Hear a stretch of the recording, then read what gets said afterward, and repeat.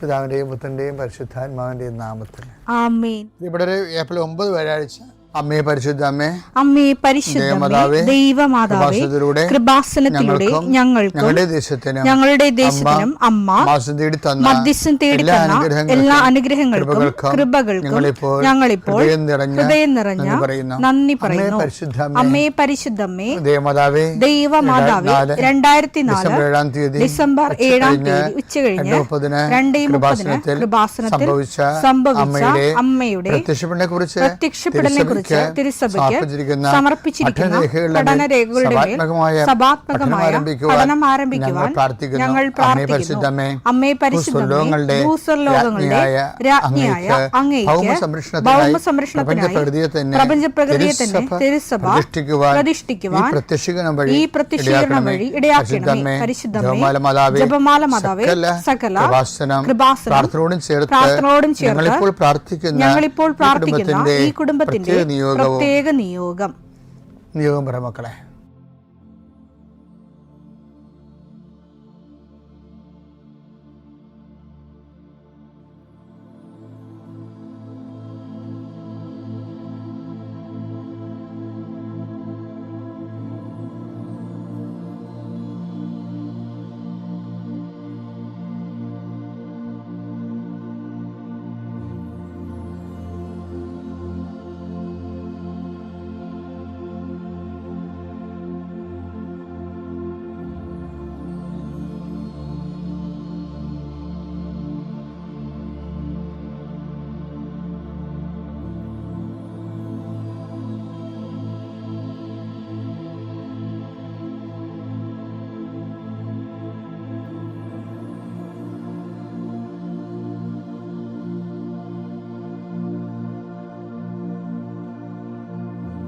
അമ്മയുടെ പ്രത്യക്ഷീകരണത്തിന്റെ ഈ അനുഗ്രഹവേളയിൽ ഞങ്ങൾക്ക് സാധിച്ചു തരുവാൻ കനിയണമേ.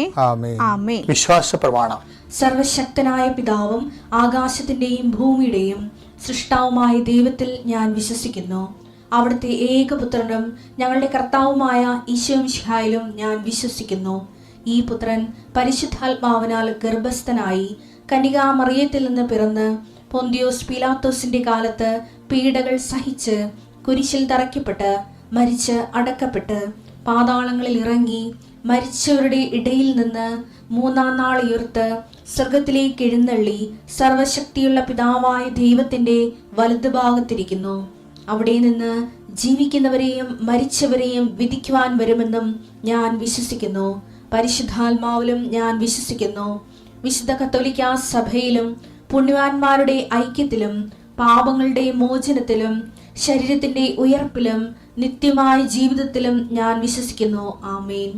സുഖസ്ഥനായ ഞങ്ങളുടെ പിതാവേ, അങ്ങയുടെ നാമം പൂജിതമാകണമേ. അങ്ങയുടെ രാജ്യം വരണമേ. അങ്ങയുടെ തിരുമനസ് സ്വർഗത്തിലെ പോലെ ഭൂമിയിലും ആകണമേ. അന്നു വേണ്ടുന്ന ആഹാരം ഇന്ന് ഞങ്ങൾക്ക് തരണമേ. ഞങ്ങളോട് തെറ്റ് ചെയ്യുന്നവരോട് ഞങ്ങൾ ക്ഷമിക്കുന്നത് പോലെ ഞങ്ങളുടെ തെറ്റുകൾ ഞങ്ങളോടും ക്ഷമിക്കണമേ.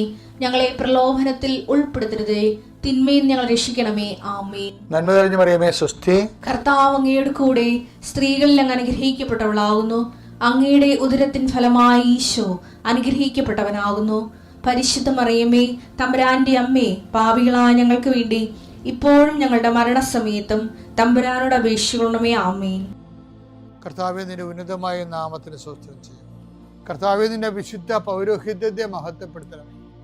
കർത്താവെ, സഭയിലുള്ള സാന്നിധ്യം പ്രകടമാക്കണം. 40 വർഷം ഞാൻ അർപ്പിച്ച കൃപാന്റെ യുഗതിയാണ്.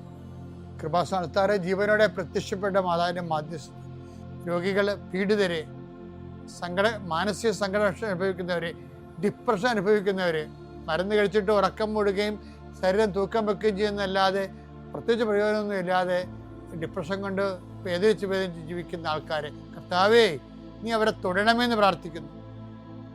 ഓട്ടിസം കുഞ്ഞുങ്ങളെ, ഹൈപ്പർ ആക്ടിവിറ്റി കുഞ്ഞുങ്ങൾ, അവിടെ മാതാപിതാക്കന്മാരെ മനസ്സ് കെട്ടുപോയവരെ, തകർച്ച സങ്കടം കൊണ്ട് അവർക്ക് ജീവിക്കാൻ പറ്റാത്തവർ, ജീവിക്കാൻ വേണ്ടി ജീവിതത്തോട് മൽപ്പിടുത്തം നടത്തുന്നവർ, മരുന്ന് കഴിച്ചിട്ടും രോഗം സുഖമാക്കാതെയും രോഗം പൊറുക്കാതെയും ഇരിക്കുന്നവർ, എൻ്റെ കർത്താവിന് ഉന്നതമായ നാമത്തിൽ സഭയുടെ അധികാരത്തിൽ കുരിശിൻ്റെ അടയാളത്തിൽ ദൈവശക്തിയാൽ നിനക്ക് ദൈവസന്ധിപ്പ് സൗഖ്യം ലഭിക്കട്ടെ. പിതാപുത്രനും പരിശുദ്ധാത്മാവായ സർവ്വേശ്വര എന്നേക്കും ആമേൻ. എൻ്റെ പ്രിയപ്പെട്ടവരെ, വിശ്വാസത്തിൻ്റെ ഒരു ഭൗതിക സാഹചര്യമുണ്ട്, ഭൗതിക സാഹചര്യമില്ലാത്ത വിശ്വാസവുമുണ്ട്. ഈ വിശ്വാസം തന്നെ പലതരത്തിലുണ്ടെന്ന് നമ്മൾ പറയുന്നാലും നമ്മുടെ ജീവിതത്തെ നിരീക്ഷിച്ചു കഴിഞ്ഞാൽ നമുക്ക് ഭൗതിക സാഹചര്യമുള്ള ഒരു വിശ്വാസമുണ്ട്, ഭൗതിക സാഹചര്യമില്ലാത്ത വിശ്വാസമുണ്ട്. അപ്പം നിങ്ങൾ ചോദിക്കും, എന്താണ് ഇങ്ങനെ ഇത് നിങ്ങൾ കേൾക്കാത്തൊരു കാര്യമാണ്. നമ്മൾ വിശ്വാസത്തിന് ഇടയ്ക്ക് ചില സമയത്ത് ആത്മവിശ്വാസം കയറി വരും. വിശ്വാസം ഉണ്ടാവും, ആത്മവിശ്വാസം ഉണ്ടാവും. എന്നിട്ട് ആത്മവിശ്വാസം ചില സമയത്ത് വിശ്വാസത്തെ ഡയല്യൂട്ടാക്കി കളയും. ഉദാഹരണത്തിന്, നീ ഒരു B2 എക്സാം എഴുതിയെന്ന് വിചാരിച്ചോ. അപ്പം നീ ഉടമ്പടി എടുത്തിട്ടുണ്ട്, ദൈവത്തോട് പ്രാർത്ഥിച്ചിട്ടുണ്ട്, പക്ഷെ നിനക്കൊരു ആത്മവിശ്വാസമുണ്ട്. എന്താണ്? മൊഡ്യൂൾസ് എല്ലാം ക്ലിയർ ചെയ്തല്ല എന്നുള്ള ആത്മവിശ്വാസം. നന്നായിട്ട് സംസാരിച്ചു, നന്നായിട്ട് എഴുതി, നന്നായിട്ട് റീഡ് ചെയ്തു. അതുപോലെ എന്ത് വിഷയത്തിനായാലും എല്ലാ വിശ്വാസങ്ങൾക്കും ഇടയിൽ ഒരു ഭൗതിക സാഹചര്യം ഉണ്ട്. ആ ഭൗതിക സാഹചര്യമാണ് നമുക്ക് ആത്മവിശ്വാസം തരണത്. ആത്മവിശ്വാസം ചില സമയത്ത് വിശ്വാസത്തെ ഡാമേജ് ആക്കും, ഉപദ്രവിക്കാൻ തുടങ്ങും. അത് നമ്മൾ ശ്രദ്ധിക്കണം. ചിലക്ക് വിശ്വാസത്തിന് ഭൗതിക സാഹചര്യം ഇല്ലെങ്കിൽ വിശ്വാസം വർക്കൗട്ട് ചെയ്യത്തില്ല. അപ്പം നിങ്ങൾ ചോദിക്കും, അച്ഛൻ എന്തിനെക്കുറിച്ചാണ് ഈ പറഞ്ഞുകൊണ്ട് വരുന്നതെന്ന് ചോദിച്ചാൽ ഞാൻ ചെറിയൊരു ഉദാഹരണം പറയാം, അപ്പോൾ നിങ്ങൾക്ക് എല്ലാം മനസ്സിലാകും. കർത്താവ് പണ്ട് 10 ദിവസം കൊണ്ട് പറഞ്ഞില്ലേ, ആഴങ്ങളിലേക്ക് നീക്കി വലയിറക്കാൻ ഇല്ലേ? അപ്പോൾ 10 ദിവസം പറഞ്ഞ് കർത്താവിൻ്റെ കമാൻഡായിരുന്നു.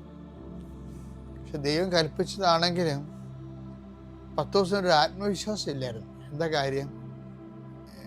ഭൗതിക സാഹചര്യമില്ല. ഈ പറഞ്ഞ ദൈവകൽപ്പന ആണെങ്കിൽ പോലും അത് നടക്കാനുള്ള ഭൗതിക സാഹചര്യങ്ങളില്ല.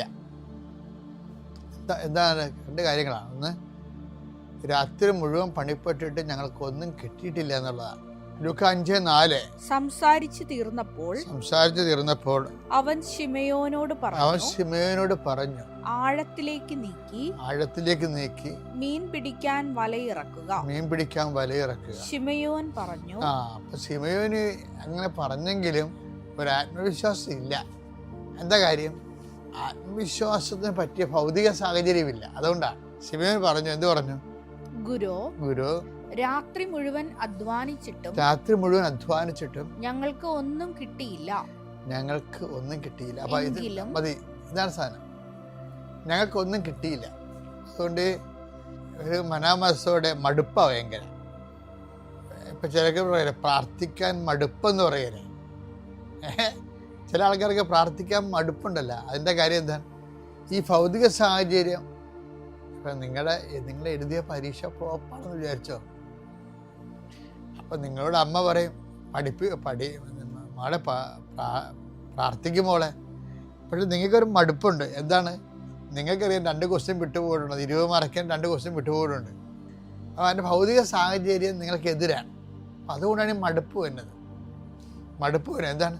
നമ്മൾ ചെയ്യാനുള്ള ചെയ്തിട്ടില്ല, പിന്നെ എന്തിനാണ് ഇങ്ങനെ പ്രാർത്ഥിച്ചിട്ട് എന്താ പ്രത്യേകിച്ച് പ്രയോജനം? അതാണ് മടുപ്പ് വരുന്നത്.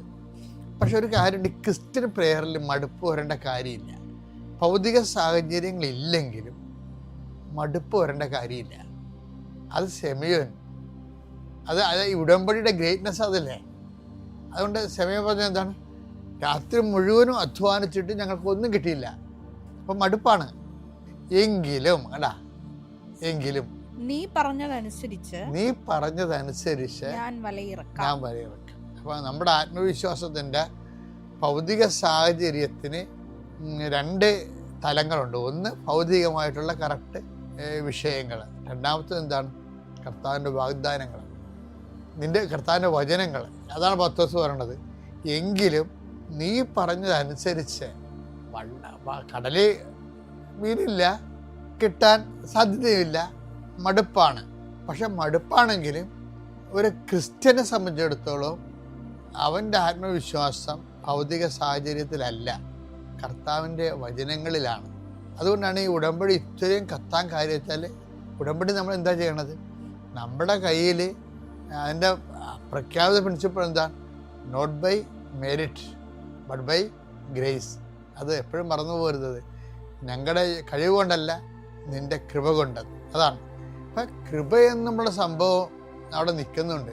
കൃപയെന്നും പറഞ്ഞ സംഭവം. അപ്പോൾ ഞങ്ങളെ ഉടമ്പടിയിൽ നിങ്ങളെ ട്യൂട്ട് ചെയ്തെടുക്കുന്നത് എങ്ങനെയാണെന്നറിയാമോ? നിങ്ങളുടെ ഭൗതിക സാഹചര്യങ്ങൾ ഞങ്ങൾ ഒരിക്കലും ഒരു അഡ്രസ്സ് ചെയ്യത്തില്ല. നിങ്ങളെന്ന് വെച്ചാൽ അമിതമായിട്ട് ആ ഭൗതിക സാഹചര്യങ്ങളിൽ കഴിഞ്ഞ ദിവസങ്ങളൊരു സാക്ഷ്യം ഉണ്ടായി. ഒരാളിനോട് ഞാൻ പറഞ്ഞു, നിങ്ങൾ വിഷമിക്കേണ്ട, 74 എന്നൊരു നമ്പർ മാതാവ് കാണിക്കുന്നുണ്ടെന്ന് പറഞ്ഞു. അയാളോട് സാക്ഷ്യം പറഞ്ഞത്. അങ്ങനെ അയാളുടെ സാക്ഷ്യം കേട്ടപ്പോൾ ഞാനതൊക്കെ ഓർക്കണത്.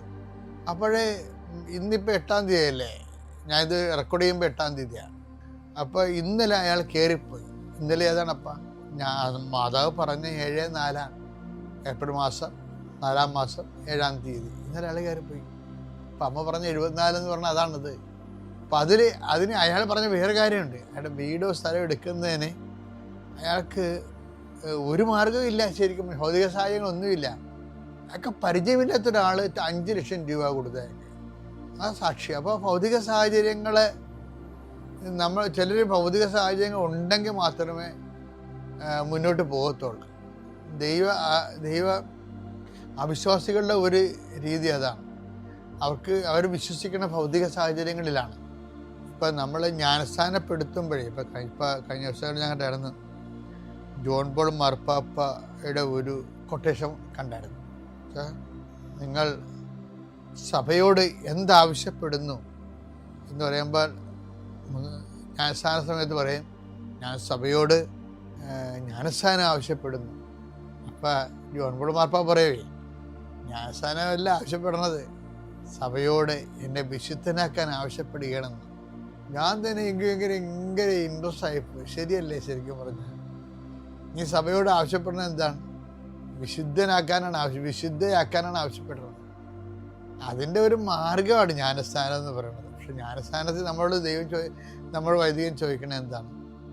അപ്പം അതിൻ്റെ അകത്ത് വരുന്നത്, മുതിർന്നവരുടെ ജ്ഞാനസ്ഥാനത്തിൽ വൈദികൻ ചോദിക്കുന്നത് സഭയോട് നിങ്ങൾ എന്താവശ്യപ്പെടുന്നു? അപ്പം അവരോട് പറയും, സഭയോട് വിശ്വാസം ആവശ്യപ്പെടുന്നു എന്നാണ് പറയേണ്ട ഉത്തരം. അപ്പം വിശ്വാസം എന്ന് പറയുമ്പോൾ സഭയുടെ വിശ്വാസം പത്രോസിൻ്റെ വിശ്വാസമാണ്. എന്താണ്?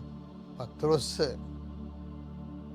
കട്ടൻ ചായക്ക് കാലണയില്ലാഞ്ഞ കാലത്ത് കർത്താവിൻ്റെ ആലയത്തിലേക്ക് കയറി പോകുമ്പോൾ ഒരു മുടന്തൻ കൈ നീട്ടുമ്പോൾ പറയണൊരു വിശ്വാസമാണ്.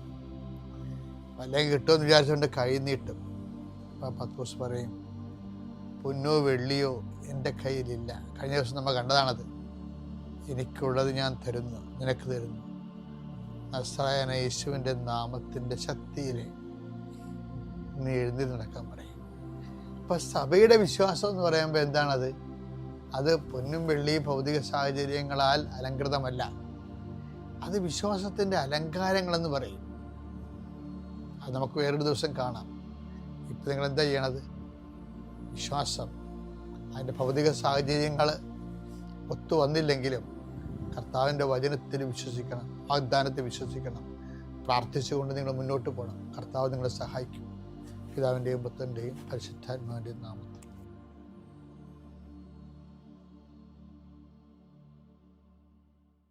അത്യപൂർവ ദൈവാനുഭവങ്ങൾ ഇനി നിങ്ങൾക്കും സ്വന്തം. ഈ യൂട്യൂബ് ചാനൽ ഇതുവരെ സബ്സ്ക്രൈബ് ചെയ്തിട്ടില്ലെങ്കിൽ ഇപ്പോൾ തന്നെ സബ്സ്ക്രൈബ് ചെയ്യുക. ഈ വീഡിയോ ഇപ്പോൾ തന്നെ നിങ്ങളുടെ സുഹൃത്തുക്കൾക്ക് ഷെയർ ചെയ്തുകൊണ്ട് കർത്താവിൻ്റെ പ്രേക്ഷിതരാകുക.